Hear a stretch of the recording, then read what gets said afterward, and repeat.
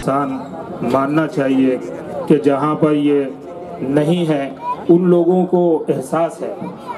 आज हमारे पास है तो उसका एहसास ज़्यादा नहीं है। जिन इलाक़ों में जहाँ पर कोई हमारी सियासी नुमाइंदगी नहीं करता, वहाँ पर बहुत अफसोस करते हैं। अल्लाह ताला जो है जनाब सदर असदुद्दीन ओवैसी साहब की उम्र को दराज फरमाए और उनके दर्जात को जो है उनके वालिद साहब के दर्जात को बुलंद फरमाए कि उन्होंने और उनके वालिद साहब ने जो है बड़ी मेहनतों से, बड़ी काविशों से उन्होंने जमात को कायम फरमाया। एक सियासी आवाज़ है, एक मजलूमों की आवाज़ है, एक मुसलमानों की आवाज़ है। अल्लाह तबारक व तआला। अस्सलामु अलैकुम व रहमतुल्लाहि व बरकातहू। मुअज़्ज़िज़ हाज़रीन इकराम, बुज़ुर्गान कौम और मिल्लत, मेरे गयूर नौजवान साथियों, मैं आप तमाम का दिल की गहराइयों से शुक्रिया अदा करता हूँ कि आप लोग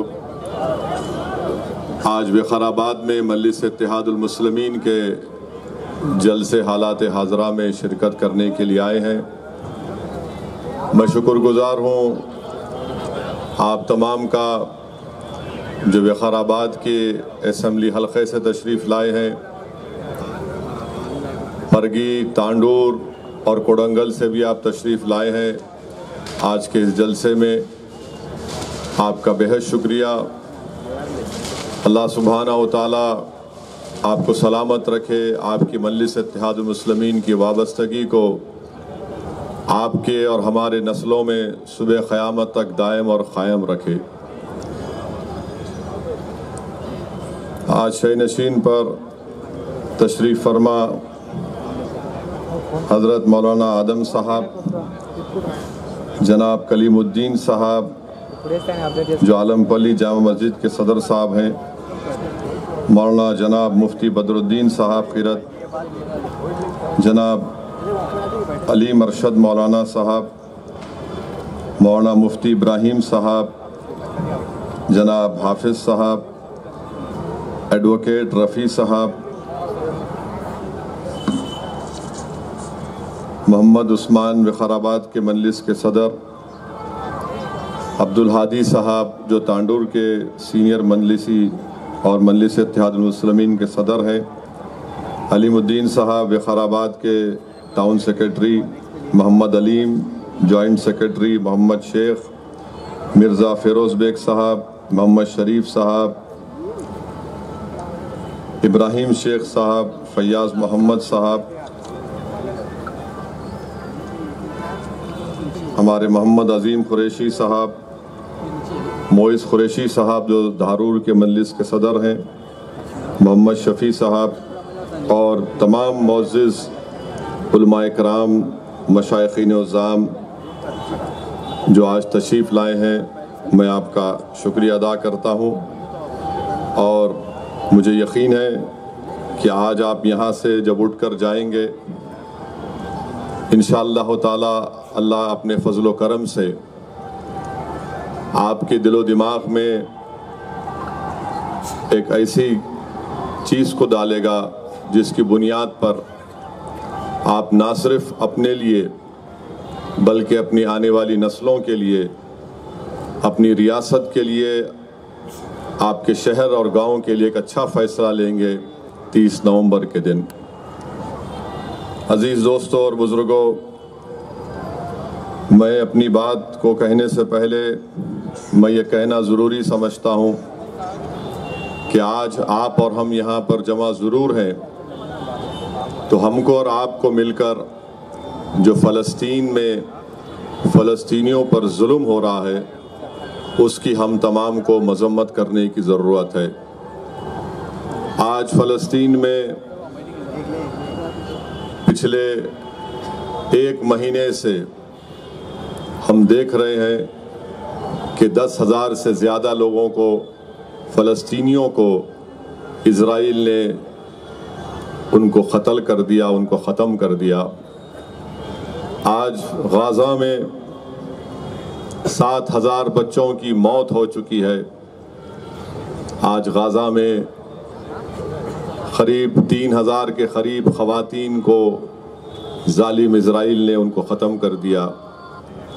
आज गाज़ा में मेरे अज़ीज़ दोस्तों और बुज़ुर्गों, अभी कहा गया कि जलसे के बाद ताम का इंतज़ाम है, मगर मेरे भाई आज गाज़ा में उनके पास पीने को पानी नहीं है, खाने को खाना नहीं है, अस्पतालों में बिजली नहीं है, अस्पतालों में बेहोश करने की दवा नहीं है ताकि वो ज़ख्मियों का इलाज कर सके।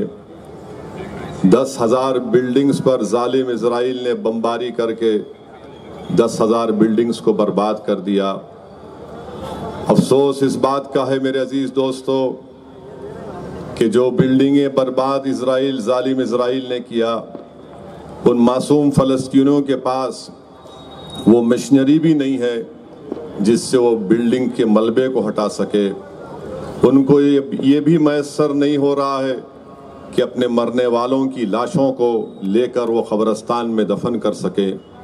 मैंने ऐसे ऐसे नज़ारे दुनिया ने देखे कि एक बाप है, एक बहुत बड़ी बिल्डिंग गिरी हुई है और हाथ में हथौड़ी है, और हथौड़ी से उस बिल्डिंग जिसको इज़राइल ने बमबारी करके गिरा दिया, उस बिल्डिंग के मलबे के पास जाकर रोते हुए अपनी बेटी का नाम पुकार रहा है, तो कभी अपने बेटे का नाम पुकार रहा है। ये तमाम दुनिया देख रही है, ख़ास तौर से मगरबी दुनिया जो बड़ी बड़ी बातें करती है हुकूक़ इंसानी के ताल्लुक़ से, मगर इज़राइल नस्ल कशी कर रहा है फ़लस्तीनियों की। बेंयामिन नेतन्याहू एक वार क्रिमिनल है, एक जालिम है। बेंयामिन नेतन्याहू हिटलर की तारीख को दोहरा रहा है। आज दुनिया बैठकर तमाशा देख रही है, मगर कोई नहीं है जो इस जालिम इज़राइल की इस बर्बरियत को रोक सके। मेरे अजीज़ दोस्तों और बुज़ुर्गों, कम से कम हम अपनी दुआओं में इन फ़लस्तीनियों के लिए दुआ फरमाएं। आज जब मैं आ रहा था तो मुझे हमारे एक दोस्त जो इन तमाम चीज़ों पर बहुत ज़्यादा नज़र रखते हैं, मुझे उन्होंने एक वीडियो भिजाया और कहा कि असद साहब, इज़राइल ने गाज़ा में पानी बंद कर दिया तो अल्लाह ने वहाँ पर बारिश को नाजिल किया, और आप अंदाज़ा लगाइए कि जो बच्चे 10,000 बच्चे मर गए, और जो बच्चे बारिश जब होती है तो बच्चे उस बारिश में नाच रहे हैं। मेरे अजीज़ दोस्तों और बुज़ुर्गों, क़यामत बर्पा कर दी गई है मासूम फ़लस्तीनियों पर। ये तमाम मगरबी ममालिक के हाथ इन फ़लस्तीनियों के खून से रंगे हुए हैं, और मुझे यकीन है कि इनका खून रायगा नहीं जाएगा। अल्लाह सुब्हाना व तआला उस मुबारक सरज़मीन पर जो मासूम फ़लस्तीनियों का क़त्ल-ए-आम किया जा रहा है इज़राइल की तरफ से, ज़रूर अल्लाह सुब्हाना व तआला अपने फ़ैसले करेगा। और मुझे यकीन है कि फ़लस्तीनी अपने आज़ाद फ़लस्तीन मुल्क की लड़ाई को जारी रखेंगे। अगर मगरबी दुनिया और ये इज़राइल ये समझता है कि इन गाज़ा के 21 लाख लोगों में से 10 लाख लोगों को आप बेघर कर देंगे, वो डर कर गाज़ा छोड़कर मिस्र के सीनाई के सहरा में चले जाएंगे, तो तुम्हारी गलत फहमी है। जब तक एक फ़लस्तीन का बच्चा जिंदा रहेगा, सुन लो, बेंयामिन नेतन्याहू और ज़ायनिस्ट तुम्हारे खिलाफ एहतजाज बुलंद करेगा, वो फ़लस्तीन का झंडा लहराएगा। और हम भी आज इस सरजमीन से फ़लस्तीनियों की तायीद करते हैं, उनके लिए दुआ करते हैं कि अल्लाह सुब्हाना व तआला उन फ़लस्तीनियों की गैब से मदद फरमा दे। अल्लाह सुब्हाना व तआला उन फ़लस्तीनियों की गैब से मदद फरमा दे। अल्लाह सुब्हाना व तआला शाफ़ी है, अल्लाह सुब्हाना व तआला ज़ख्मियों का इलाज करा दे। अल्लाह सुब्हाना व तआला रज़्ज़ाक़ है, अल्लाह तो उनको रिज़्क़ पहुँचा दे। अल्लाह सुब्हाना व तआला जब्बार है, या अल्लाह इन ज़ालिमों को तू देख ले। मेरे अज़ीज़ दोस्तों और बुज़ुर्गों, इस पूरी दुनिया में अगर कोई बहादुर कौम है तो उनका नाम फ़लस्तीनी है। वो 75 साल से अपने आज़ाद मुल्क के लिए लड़ रहे हैं। लाखों लाखों लोग बेघर हो गए। 75 साल में 2 लाख के करीब लोगों ने अपनी जानों को कुर्बान कर दिया। हमारे मुल्क में भी यहाँ पर गांधी ने कहा था कि अरब की ज़मीन अरबों के लिए, बरतानिया की ज़मीन अंग्रेज़ों के लिए, फ्रांस की ज़मीन फ्रांसीसी लोगों के लिए। हमेशा भारत ने, इंडिया ने फ़लस्तीनियों की तायीद की। आज भी हम उन फ़लस्तीनियों की तायीद करते हैं। हम मज़म्मत करते हैं इज़राइल की बर्बरियत की।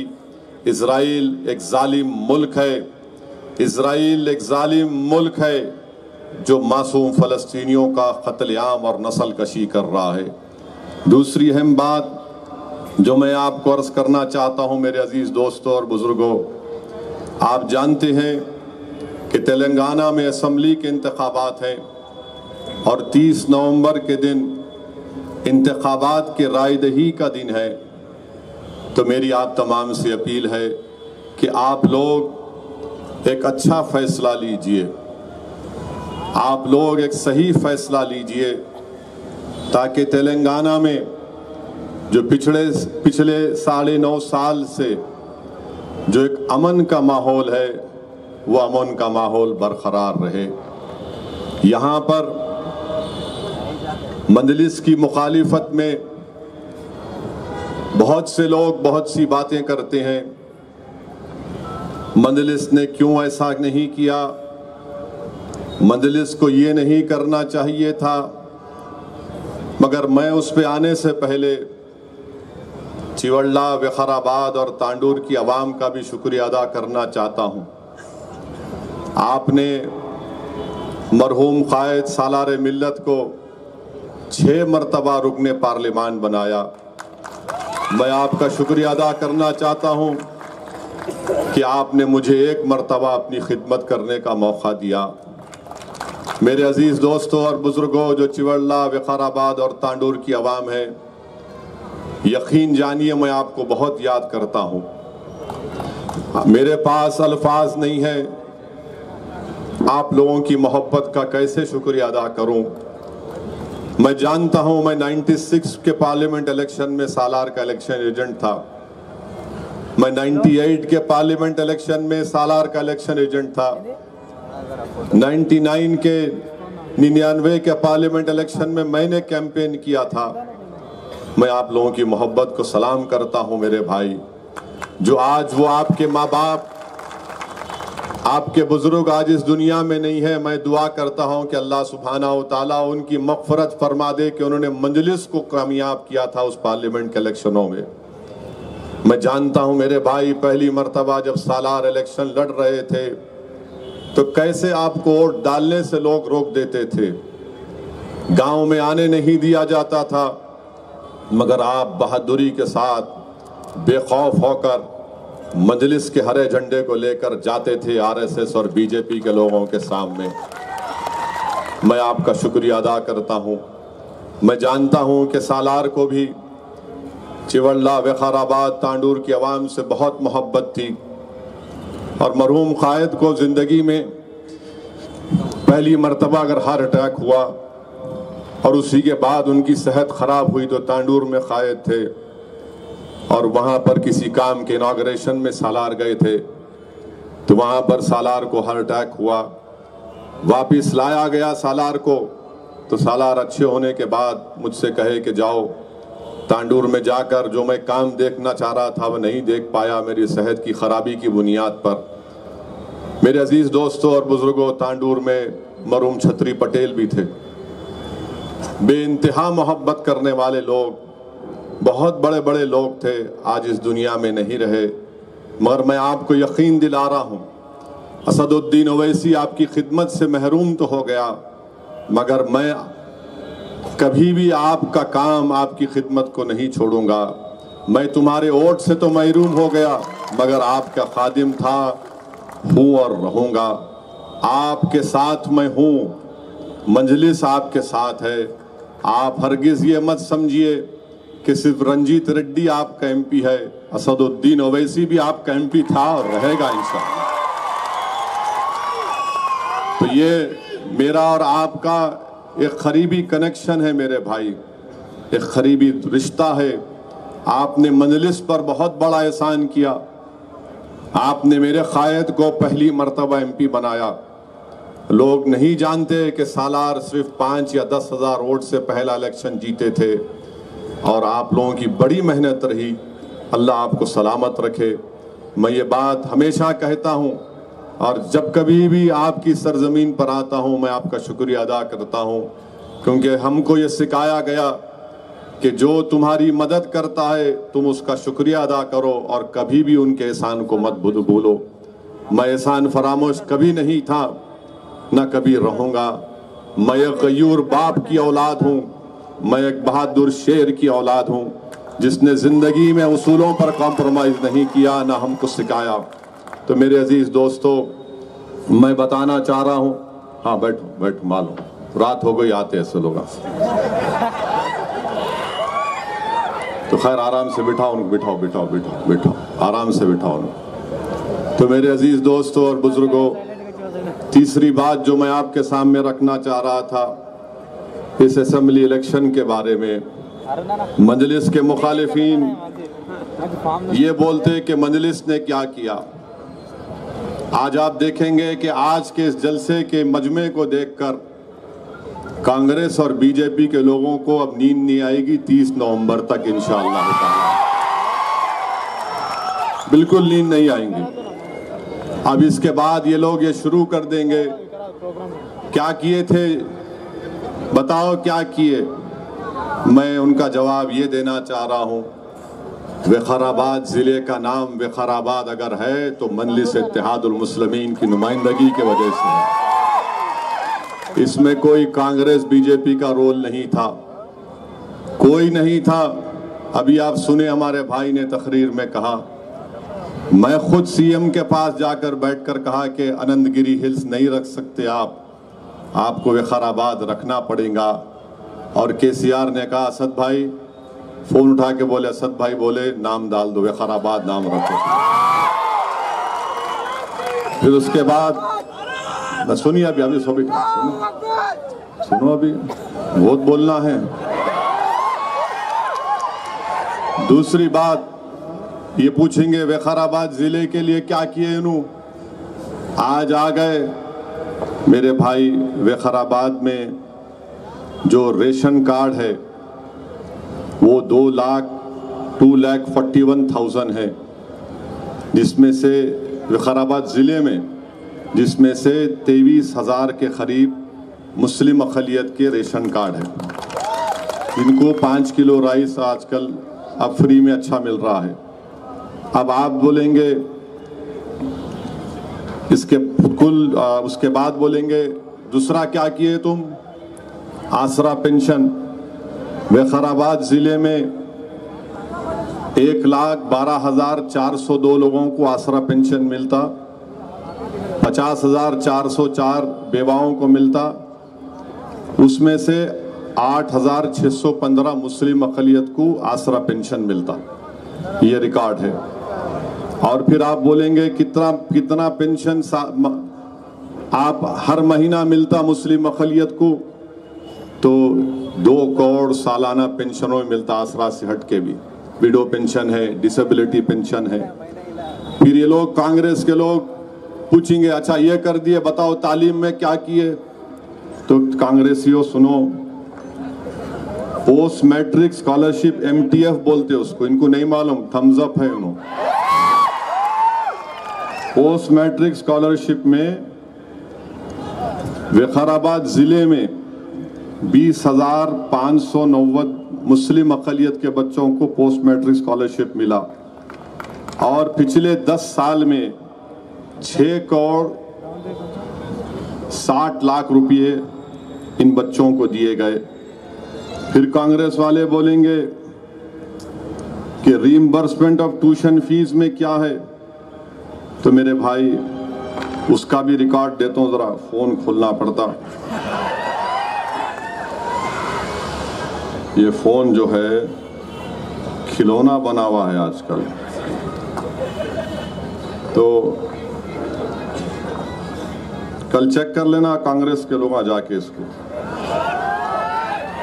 ये आप देखो, reimbursement of tuition fees, reimbursement बोल दिया मैं, रीइंबर्समेंट ऑफ ट्यूशन फीस 10,499, 10,499 मुस्लिम अक़लियत के तुलबा और तालिबात को दिया गया। 9.5 साल में 11 करोड़ 20 लाख खर्चा हुआ। ये मजलिस की नुमाइंदगी पर।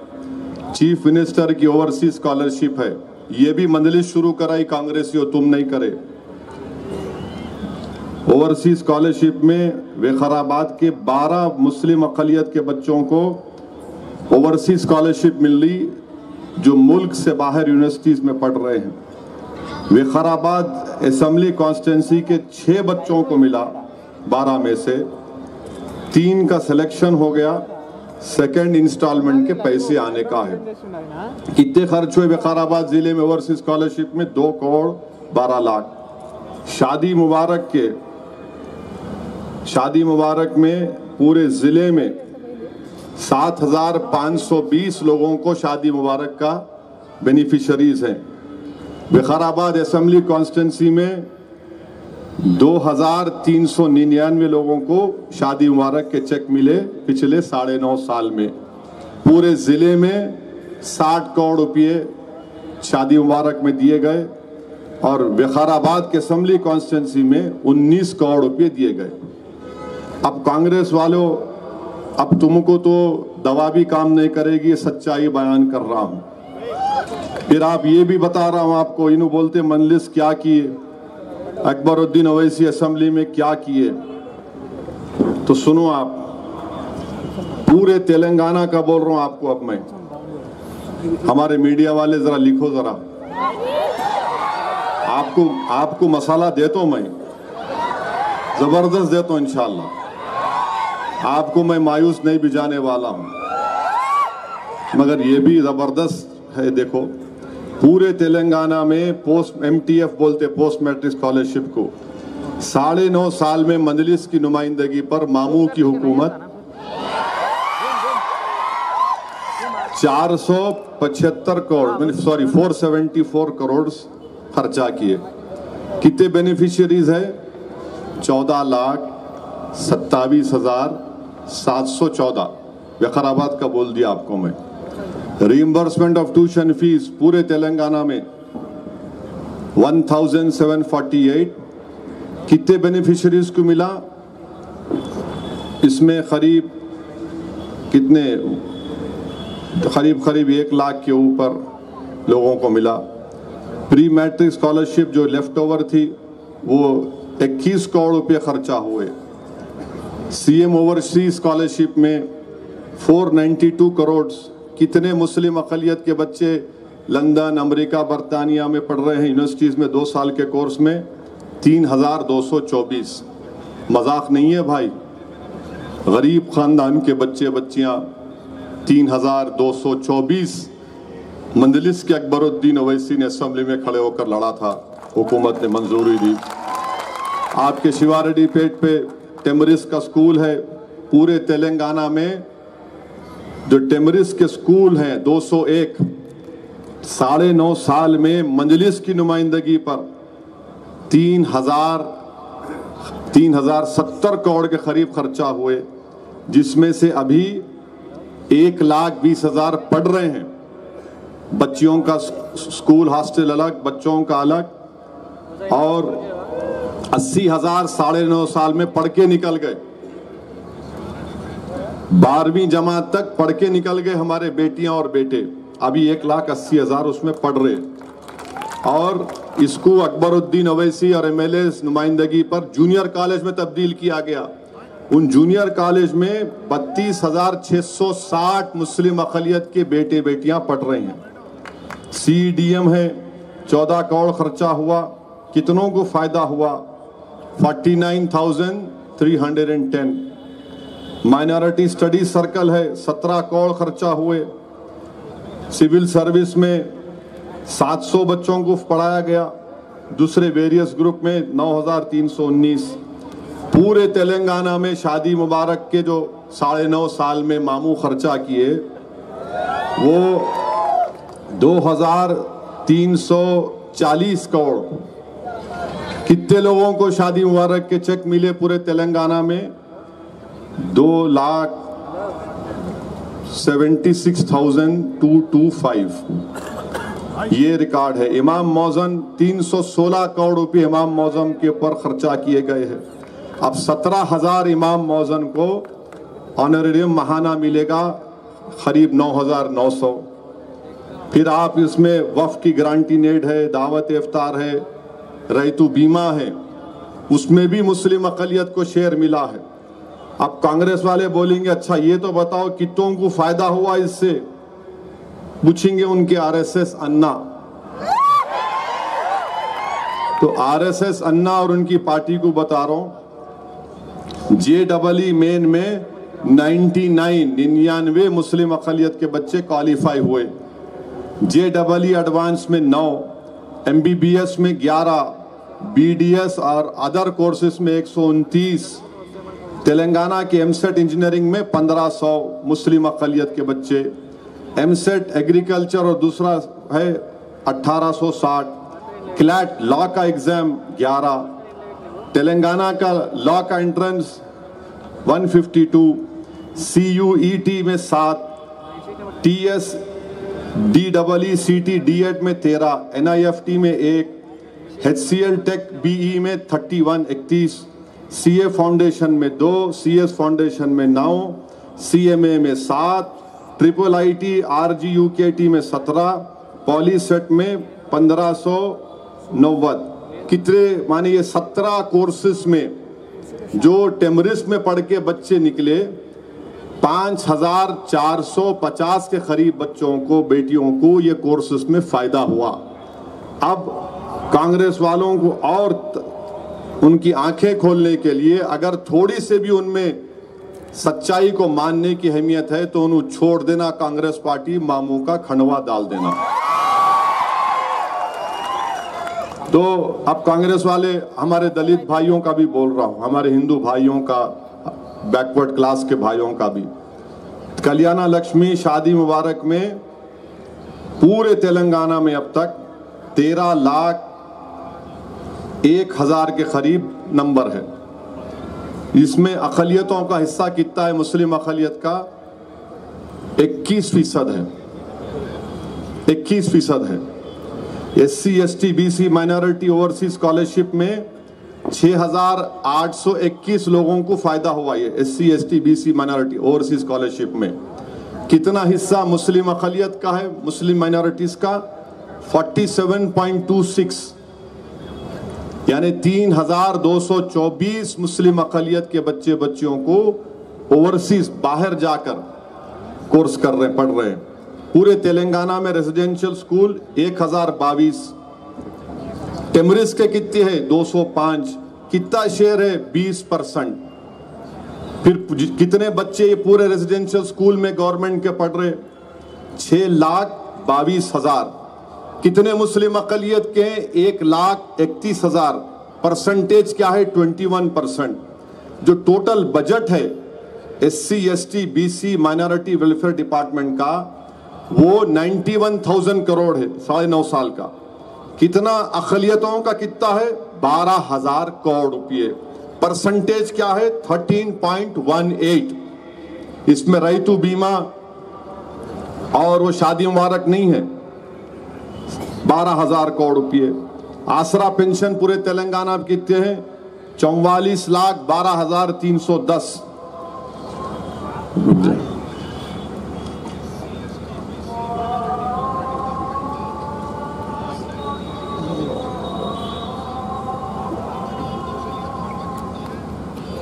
उसमें 11% है, माने करीब 4,90,000 के करीब है। उसको बढ़ना चाहिए। अब आपको ये भी बताना चाह रहा हूं कि अगर 12,000 करोड़ तो बता रहा हूं, मगर हर साल अगर आप देखेंगे तो कम से कम 5 से 6,000 करोड़ अक़लियतों के लिए मामू खर्च रहे, और उसमें रैतु बंधु ऐड कर लो, रैतु बीमा कर लो, आरोग्यश्री, KTR किट्स कर लो, तो मेरे ख्याल से हर साल अक़लियतों को 5,000 से 6,000 करोड़ मिल रहे हैं। और कांग्रेस बात कर रही है 4,000 करोड़ की। यहाँ तो मामू सालाना 5,000 6,000 करोड़ दे रहे कांग्रेसियों। और मैं आपसे वादा कर रहा हूँ कि इंशाअल्लाह ताला इलेक्शन के बाद हम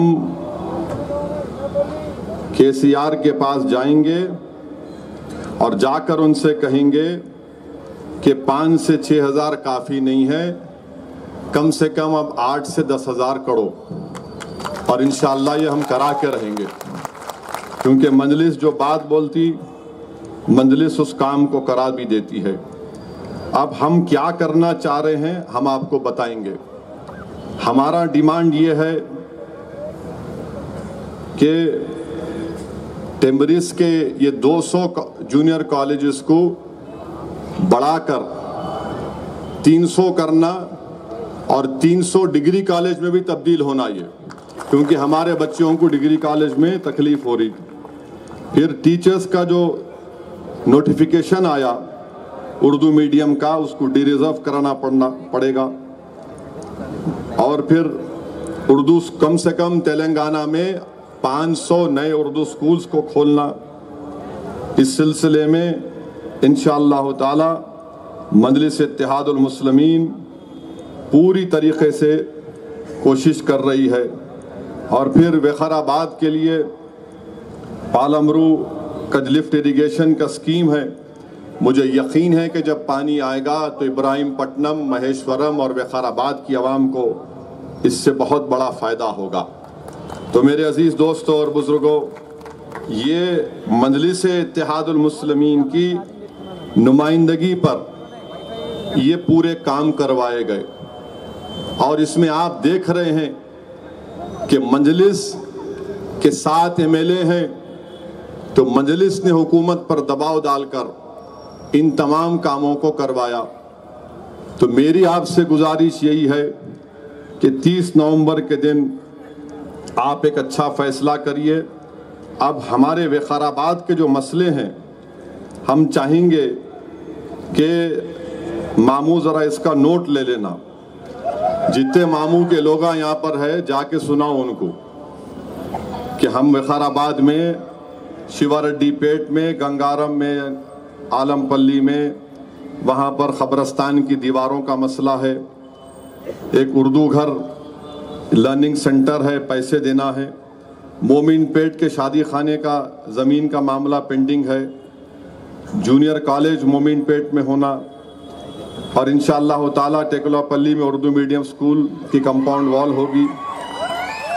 विकाराबाद टाउन में शादी खाने का 1 एकड़ और देना है, लेके रहेंगे। कब्रस्तान विकाराबाद टाउन में 2 एकड़ और देना है, देना पड़ेगा, नहीं तो फिर खबर बनेंगी। Urdu medium inter Urdu college में स्टाफ की ज़रूरत है, नहीं दिए स्टाफ तो फिर हम तुमको सबक सिखाएंगे।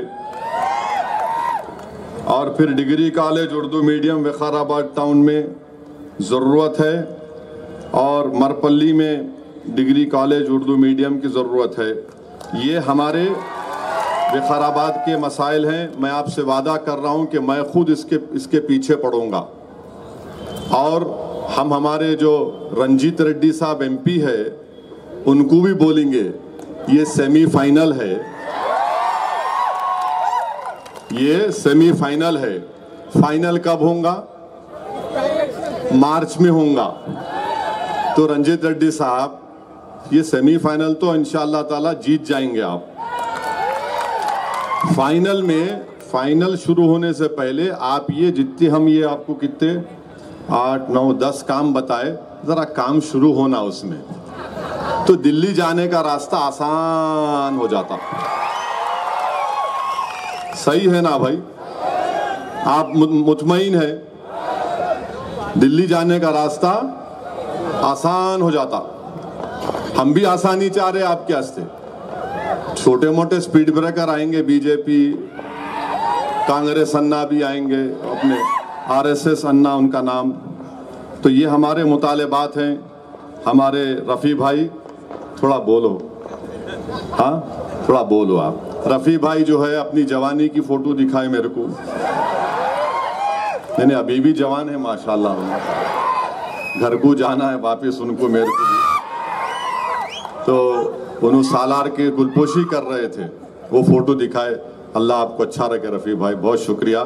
मगर ज़रा ये बता दो आप, मैं जो बोला सो मैं पहुंच जाती हैं होंगे सब हमारे दोस्तां पूरे, पुलिस के भी है, बहुत से लोग हैं, हर एक रहते, बीजेपी के भी होंगे, आरएसएस अन्ना के भी होंगे, छुप के बैठे होंगे,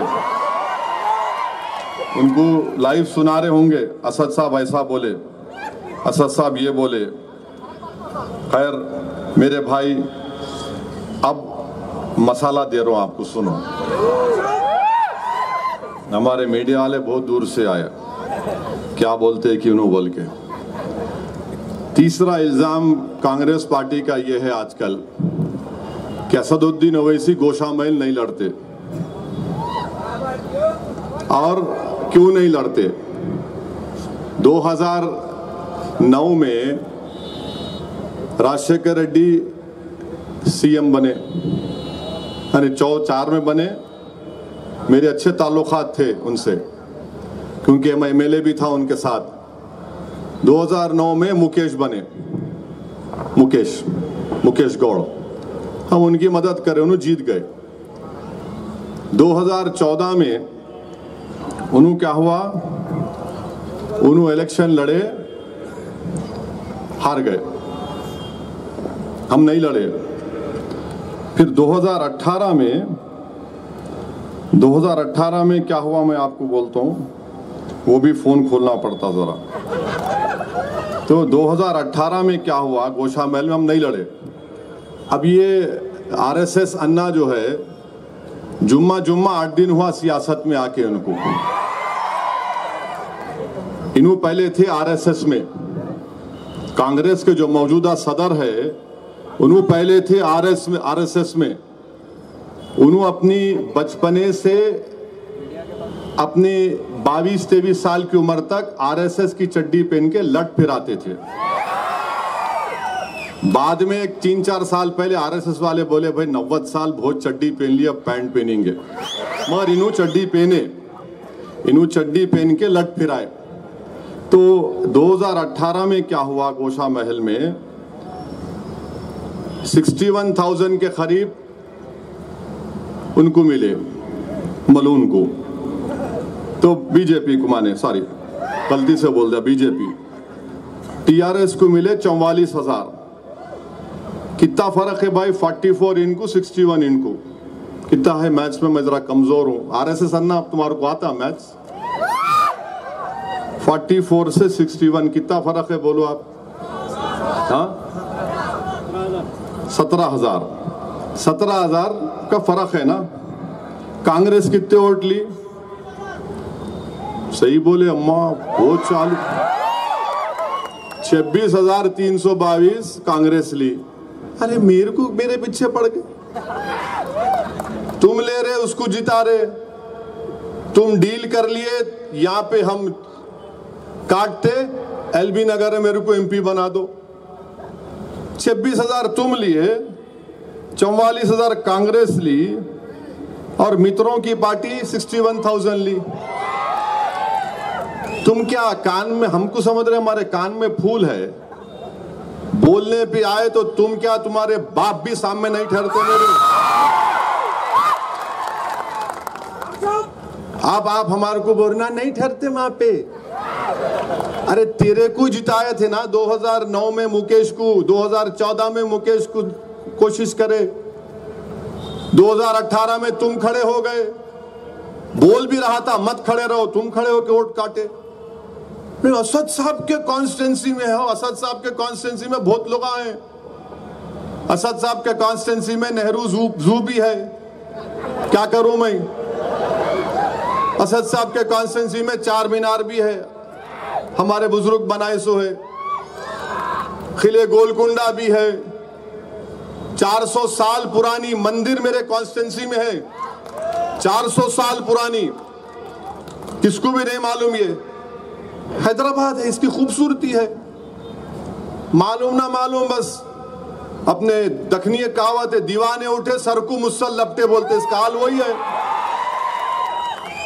नहीं करे। अब आप सुनो, इल्जाम लगाते इनके राहुल गांधी, क्या है नहीं मालूम उन्हें मेरे को। मगर एक बात याद रखो, कभी अकेले नहीं रहना दुनिया में, समझे ना। हमेशा घर में कोई रहना। जिसके घर में कोई नहीं रहता उन्हें ऐसी निकलता, बेबहरा बोलते रहता, बगा बोलो बोलो बोलो, कुछ तो ही बोलो। दोनों को जोड़ा है मुल्क में, दोनों को है ही नहीं, कोई भी नहीं है। अब आके पूरा अंदर घर का फ्रस्ट्रेशन, अकेलेपन का हमारे पे निकालते दोनों। कोई रहना बाबा।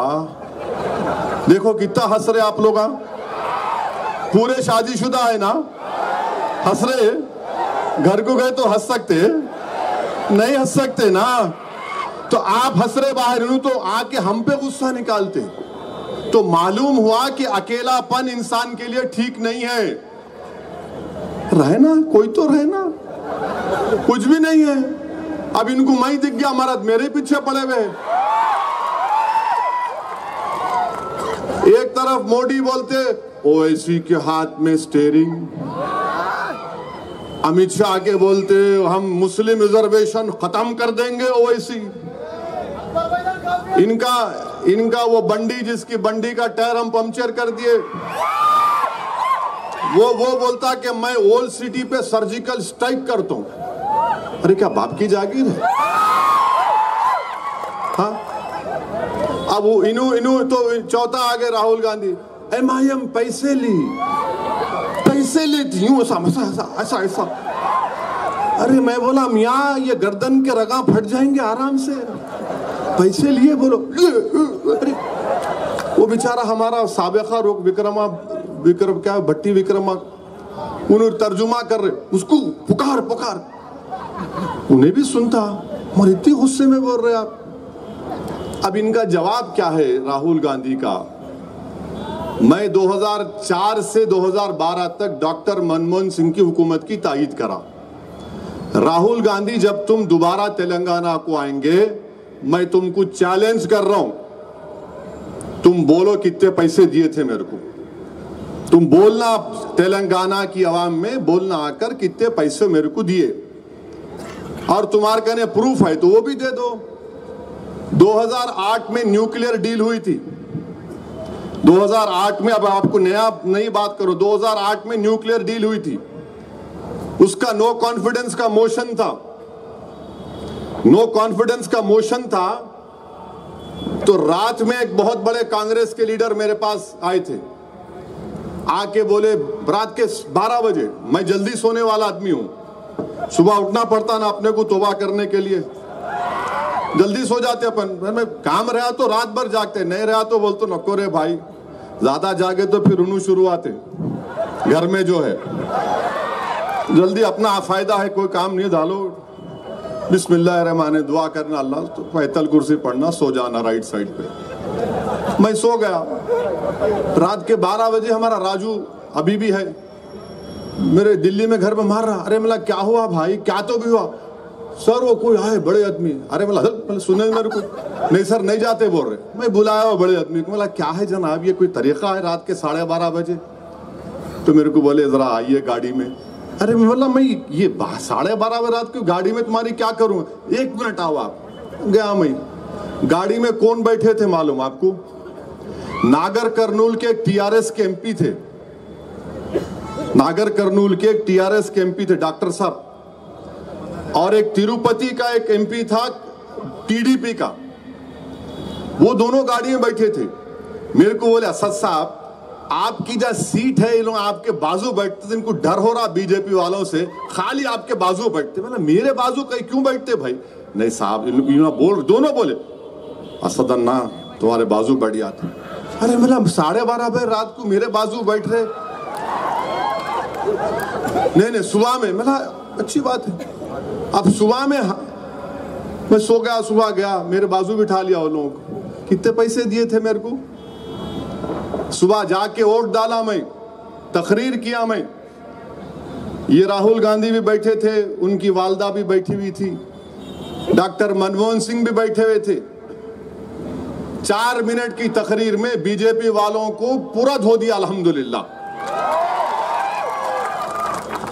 उस वक्त मैं ये बोला कि अगर भारत के फेवर में न्यूक्लियर डील है तो भारत के मुसलमानों को भी फायदा है। बोला इनू कौन अडवाणी, रथ यात्रा निकालने वाला जो मुल्क में बर्बादी लेकर आया, तू हमारे को बोलते। कम्युनिस्ट पार्टी के लोग अडवाणी के साथ थे, अब इनके साथ वो कौन सा है, IND अलायंस में है। कौन कितने पैसे दिए राहुल गांधी, तुम मेरे को बोलो।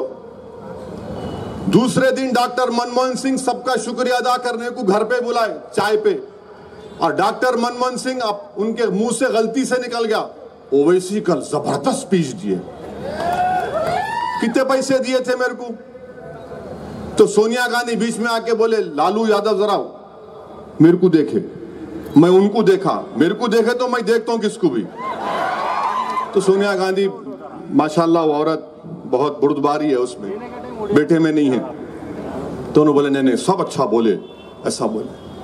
प्रणब मुखर्जी का प्रेसिडेंट का इलेक्शन था, उस यूपीए की मीटिंग में मैं बोला देखो उस वक्त के आंध्र प्रदेश में आपके तेलंगाना के एमएलए क्रॉस वोटिंग करेंगे, क्योंकि तकरीबन तेलंगाना के एमएलए मामू के टच में आ गए थे। हम मामू के खिलाफ थे नहीं थे, हम तेलंगाना के खिलाफ थे, खुल के बोल रहा हूं मैं। और मैं बोला उधर आंध्रा के एमएलए जगन के साथ चले जाएंगे। मीटिंग हो गई, अहमद भाई मरहूम अल्लाह उनकी मगफरत करे, मेरे को आके बोले जरा मैडम और डॉक्टर साहब आपको रुको बोल रहे। मैं बोला मेरे को रुक जा। अब अचानक मेरे सामने आए, आके बोले नहीं कुछ करना पड़ेगा आपको। मैं सर को हाथ लगा लिया, बोला मैं कुछ भी नहीं कर सकता। जगन को आप लोग जेल में डाले, मैं नहीं डाला। आप जगन को आप बोलो, नहीं आप बोलना, आपका दोस्त है, आपके राजशेखर रेड्डी से अच्छे ताल्लुकात थे, आप जाके बोलो। और फिर मेरे को क्या बोले, हम विजय बोल के नहीं बोलना। मैं ये क्या मतलब? खैर मैं गया, जगन से मिला, जगन बहुत नाराज थे, चंचोड़ा जेल में। आप पूछना जगन से कभी, मीडिया वाले समय बोला बोल के। जगन मोहन रेड्डी आधे घंटे तक नहीं आए जेल में, मैं बैठा हुआ हूं सुप्रीटेंडेंट से देखते चेहरा उसका। अब उन्हें मेरे को देख रहा, उन्होंने आते बोल रहे, मिला नहीं बोलो, मैं मिलने आया। आखिर में वो जगन मोहन रेड्डी जो है एक सुपरस्टार के साथ चलते हुए ऐसा निकल के, ओ असद भाई अब आए आप, मैं इतने महीने से जेल में हूं। मैला मालिक ये जो जितने कांस्टेबल है पूछो, मेरे कॉन्स्टेंसी के मैं पूछता था आपका हाल कैसा है। खैर बहुत देर बात हुई, लंबी गुफ्तगू। उन्होंने बोले ठीक है असद भाई आप बोल रहे ना, आप बाहर जाकर मीडिया को बोल दो। मेरा वो गलती मैं नहीं करता, आप खुद बोलो अपनी पार्टी से। और मैं बोला कल प्रणब मुखर्जी आ रहे, तो जगन बोले कि क्या मेरी अम्मा से मिल सकते क्या? मेला बिल्कुल, आप रिकॉर्ड उठाकर देखो उस दिन का अखबार में, हजरत गूगल पे जाओ। प्रणब मुखर्जी हैदराबाद उतर के जाके जगन मोहन रेड्डी के वालदा से मिले, पैसे दिए थे मेरे को। अरे तुम लोगों को जरा शर्म है, तुम मेरे को पैसों से खरीद सकते? क्या पैसे क्या माने रखते मेरे लिए? क्या मैं क्या अल्लाह नहीं दिया मेरे को? अल्लाह मेरे को बहुत दिया। सबसे बड़ी दौलत जो अल्लाह मेरे को दिया वो रसूल अल्लाह सल्लल्लाहु अलैहि वसल्लम का उम्मती बना हम तमाम को। दुनिया की सबसे बड़ी दौलत है। ये दीवानों को मालूम ही नहीं वो दौलत क्या होती। तुम दुनिया की दौलत, अरे मेरे कने तो दीन और दुनिया की दौलत है, उनके सदक़े में सब मिल रहा, मिलता रहेगा मेरे को। तुम लाख कर लो कुछ नहीं होता मेरे को, क्योंकि कमली वाले का करम है, दुआएं हैं अहले दिल की। अब इन्होंने बोलते पैसे लिए, अरे तुम कौन सा पैसा देते रहे मेरे को? तुम्हारा दुनिया की दौलत तुम ला के रख दो, थूक दो उस पर मैं अल्हम्दुलिल्लाह। तुम मेरा जमीर मेरा ईमान नहीं खरीद सकते। बीजेपी से पैसे लिए बोल रहे ना, तो याद रखो आज अवाम में बोल रहा हूं मैं। रसूल अल्लाह सल्लल्लाहु अलैहि वसल्लम की मस्जिद नबवी में था मैं, जुम्मे की नमाज पढ़ के निकल रहा था, तो एक साहब ऐसी बोले, मैं उनका हाथ पकड़ लिया, मैंने चलो रसूल अल्लाह सल्लल्लाहु अलैहि वसल्लम के सुनहरी जालियों के पास तुम खड़े रह के बोलना ये बात। तुम सुनहरी जालियों के सामने, आका के सामने खड़े रह के बोलना कि सदुद्दीन पैसे लिया। मतलब चलो मेरे साथ, तुम चलो। बोला मैं मेरा इस बारगाह से बड़ी कोई बारगाह दुनिया में नहीं है। चलो बोलो, आओ आका के सामने खड़े रह के बोलो तुम। और जो दुनिया में मेरे को बोल रहे, तुमको अशर में ये बोलना पड़ेगा। अल्लाह होगा और तुमको ये इल्जाम लगाने वालों, तुमको अल्लाह के सामने बोलना पड़ेगा। तुम तैयार हो जाओ उस दिन के लिए। तुम मेरे को बोलते, अरे मुझे जुनून है मंजलिस को फैलाने का। क्या गुनाह है मंजलिस को मैं फैलाऊंगा तो? कौन सा गुनाह कर रहा हूं मैं? पैसे लिए। अरे तुम्हारी तरबियत पैसों के ऊपर हुई होगी, मेरी तरबियत ईसार और कुर्बानी पर हुई है। हमेशा हमारे मरहूम बाप, और अल्लाह मेरी अम्मा को अच्छा रखे, हमेशा मेरी अम्मा सोने से पहले सिखाती थी, आज भी वही बोलती कि अल्लाह पे नजर रखो, अल्लाह पे नजर रखो, अल्लाह से उम्मीद रखो। अरे हम वो सुन के बड़े हुए, दौलत दिए, पैसे दिए। अरे तेरे काय के पैसे रे? पैसे कितने पैसे देते? इनका अजीब मामला है। और राहुल गांधी ये समझते कि मैं नेहरू परिवार का हूं तो मैं आसमान से टपका, तुम आसमान से नहीं टपके, कोई आसमान से नहीं टपका। इस भारत में कोई खानदान पानदान नहीं चलेगा। जो मेहनत करेगा, जो जज्बा रहेगा, जो मन चला रहेगा, जुनूनी रहेगा, लोग उसके पीछे जाएंगे। पैसे लिए, बताओ कितने पैसे दिए तुम बताओ। और तुम राहुल गांधी, अब बोल रहा हूं, मेरे को कई कांग्रेस के लोग दिल्ली से फोन करके बोले, आप राहुल को नहीं बोलना था, फैमिली को नहीं बोलना था। अरे मैं बोला, कई की फैमिली रे? कौन सी फैमिली? किसी फैमिली को नहीं मानता मैं। सब बराबर है, कोई बड़ा छोटा नहीं है। तुम बड़े तो मैं तुम्हारा बाप का बड़ा हूं, याद रखो। कोई बड़ा छोटा नहीं, सब बराबर है। तुम्हारे पास जो चमचे पलते होंगे वो तुमको बड़ा समझते। जब भी तुम्हारे से मिला, आंख में आंख डाल के बात किया, और बात वैसे ही करूंगा मैं। राहुल गांधी ये बोलो, तुम अमेठी हार गए, मैं नहीं था। स्मृति ईरानी से तुम्हारी डील क्या हुई बोलो? मैं नहीं था ना? था मैं लड़ा इलेक्शन, हार गए। उन्होंने कौन दिए पैसे उनको हारने को? इन्हों 2019 का लोकसभा चुनाव लड़े, इन्हों पार्टी के प्रेसिडेंट 50 पे आके दम तोड़ दिए। मोदी से कितने लिए तुम बताओ मेरे को? आप कितने लिए राहुल गांधी? तुम मोदी से बताओ कितने पैसों में तुम बिके मोदी के सामने, बताओ देश को। अपना इलेक्शन हार गए, वायनाड में जीते। क्यों जीते? क्योंकि वहां पे 30% असदुद्दीन ओवैसी है। तुम आके हमारे को बोलते। याद रखो, तुम्हारी हर बात का जवाब देने को तैयार हूं मैं। कोई पैसों से खरीद नहीं सकता। हां, तुम मोहब्बत दिखाओ, मैं अपना सब चीज कुर्बान करने को तैयार हूं। तुम अगर लड़ने को आओगे तो मैं मर जाऊंगा, मगर तुम्हारे सामने सर नहीं झुकाऊंगा कोई ताकत के सामने। आप हमारे को बोल रहे ऐसा करे, वो करे। अच्छा, मैं तो बोल दिया राहुल गांधी को आओ। कई को बोलते, प्यारे तुम वायनाड छोड़ो, अमेठी तुम जाने वाले नहीं है, फिर हारते तुम वहां पे। अगर तुम गए अमेठी को तो मैं आ रहा हूं राहुल गांधी तुम्हारे खिलाफ, इंशाअल्लाह ताला आऊंगा मैं। खाली आके जरा दौरा करके जाता हूं, खाली एक मस्जिद में जाके नमाज पढ़ के सलाम वालेकुम भाई, तुम्हारा फकीर आया है, मेरी लाज रख लो, इतना ही बोलूंगा बस। देखेंगे क्या होता फिर। और फिर उन्हों खत्म हुए तो इनका पीसीसी का प्रेसिडेंट इन्हों आरएसएस से आए। मेरी बात यकीन करो आप, मैं जिम्मेदारी के साथ कह रहा हूं, इन्हों आरएसएस से आया ये पीसीसी का प्रेसिडेंट। इसकी शुरुआत आरएसएस से हुई, इसकी जिंदगी जब तक रहेगी आरएसएस में ही रहेगा। और आरएसएस की खूबसूरती है कि आरएसएस सब कुछ छोड़ती है। ऐसा तू वहां जा, तू यहां जा, तू उधर जा, तू इधर जा। तो इन्होंने शुरू किया आरएसएस, फिर उसके बाद इन्होंने बीजेपी में, एबीवीपी बीजेपी में गए। 1999 में असेंबली का इलेक्शन, बाई इलेक्शन हुआ, सैयद सज्जाद साहब का इंतकाल हो गया, कारवान का। अफसर खां लड़े, किशन रेड्डी पहला इलेक्शन मंजलिस से लड़के हार गए। डिच्चा मारने को आए, उल्टा मामला हो गया।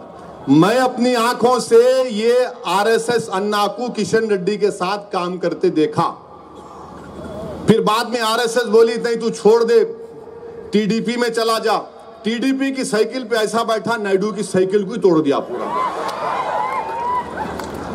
तो नागपुर से आरएसएस का हुक्म हुआ कि अब तू चले जा कांग्रेस में। कांग्रेस में चले गया। अब ये ऐसा इंसान है जिस किसी इमारत पे बैठता उसको बिठाता उन्हें, पूरा डिमोलिश करते। तो कांग्रेस के गांधी भवन को मोहन भगवत कंट्रोल कर रहे। कांग्रेस का निशान क्या है? पंजा। हाथ किसके हाथ में है? आरएसएस के हाथ में है। और ये हमको बोलता है, क्या बोलता है? असदुद्दीन ओवैसी की शेरवानी पे चले गए उन्होंने, हमारी शेरवानी पे आ गए उन्होंने। तो मैं आपको एक बात याद दिलाना चाह रहा हूं, हिटलर के जमाने में 60 लाख यहूदियों को कत्ल किया हिटलर। हम उसकी मजम्मत करते हैं, गैस चेंबर में भी डाला, उनको कैद खाने में डाला, 60 लाख यहूदी मर गए। मगर मरे एकदम नहीं। हिटलर क्या किया? पहले जितने यहूदियों के बड़े बड़े सियासी कायदीन थे उनके कपड़ों पर पहले हमला करता था हिटलर। ये तारीख है। ये इनके कपड़े देखो, यहूदियों के कैसे कपड़े हैं, गंदे कपड़े हैं। इनके कपड़े देखो, इनके कपड़े देखो।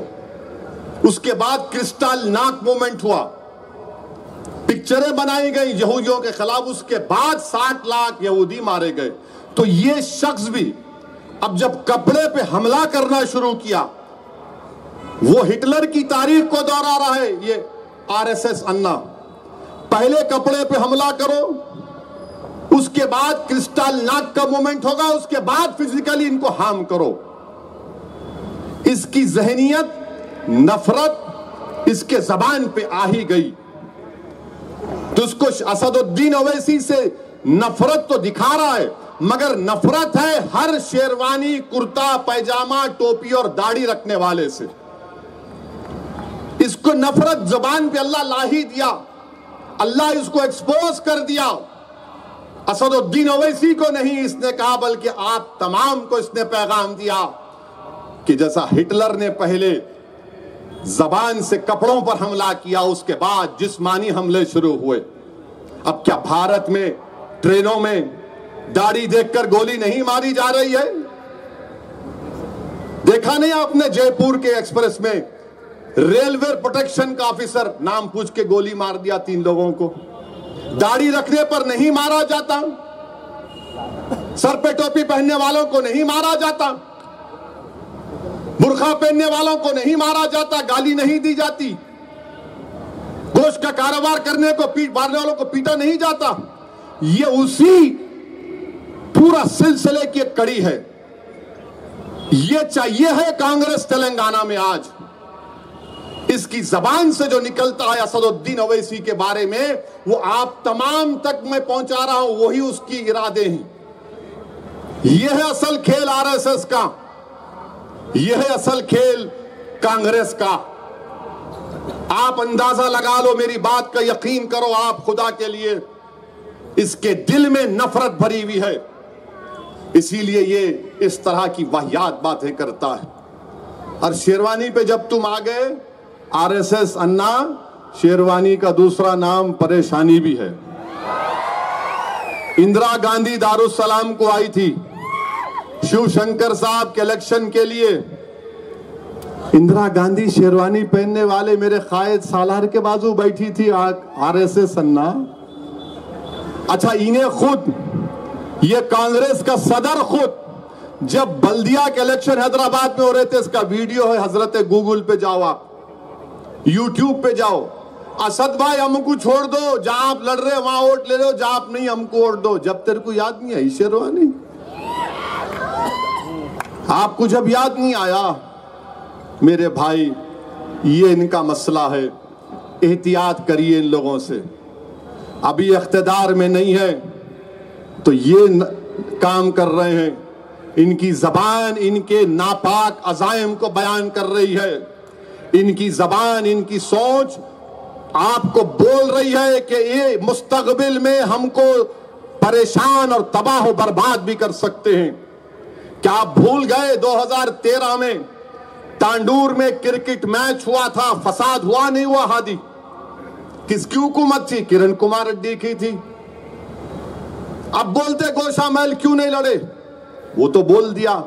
अब आप मेरा मजलिस का इखलास सुनो। हादी यहां बैठे हुए हैं, हादी मेरे सामने आके रोए, साहब तांडूर लड़ना है। बहुत जिद्दी आदमी हादी, आपको अंदाजा नहीं है, आखिरी जिद्दी है। माने आप दीवार को तोड़ सकते, इसको नहीं तोड़ सकते आप। बहुत जिद्दी आदमी है। नहीं साहब लड़ना है साहब, नहीं छोड़ता साहब। मैं आपके घर में बढ़ जाता हूं। 4 घंटे 3 घंटे 2-2 मरतबा फोनों पे तंग करना, और इनको जुनून है रात में फोन करते हैं। क्योंकि मेरे घर में है, मैं जल्दी सो जाता हूं। हादी फोन करे, साहब सो तो नहीं गए, फोन उठाना पड़ता, बहुत जरूरी बात करना। क्या हुआ हादी, सब ठीक तांडूर में? नहीं साहब, एक कैंडिडेट खड़ा करेगी। मेरे भाई इस शख्स के आंखों में आंसू थे। मैं समझा कि हादी को लपटा के बोला, छोड़ दे हादी, अपने को मुस्तकबिल को देखना है, गरीब बच्चों को देखना है, रियासत को देखने का है। मैं सलाम करता हूं हादी को, सर झुका के बोला, साहब आपका हुक्म है, मैं सलाम कर रहा हूं, जा रहा हूं मैं। अब आप और एक बात सुनो, ये गोशा महल में तो बता दिया, निजामाबाद की सीट में मेरे 16 कॉर्पोरेटर है मजलिस के। कितने? 16। डिप्टी मेयर मजलिस का मेयर, और टीआरएस के कितने? 12 है, 13 है। हमारे 15 या 16 है, 2 को ऑप्शन है। निजामाबाद की पूरी टीम 6.5 घंटे मेरे घर में बैठे, जिसमें हमारे जाबिर साहब भी, भैंसा के चेयरमैन। 6.5 घंटे बातचीत हुई। मैं उनको समझाया, मियां देखो, आरएसएस को कामयाब होने नहीं देने का है। आरएसएस को कब, वो लोग जिद पे थे। नहीं साहब आप समझो साहब, आप आ जाओ, खाली निजामाबाद को आप 2 बार आओ साहब, 2 पैदल दौरे करो, पूरा खत्म कर देंगे, सब माहौल अच्छा हो जाता। 6.5 घंटे मैं समझाया।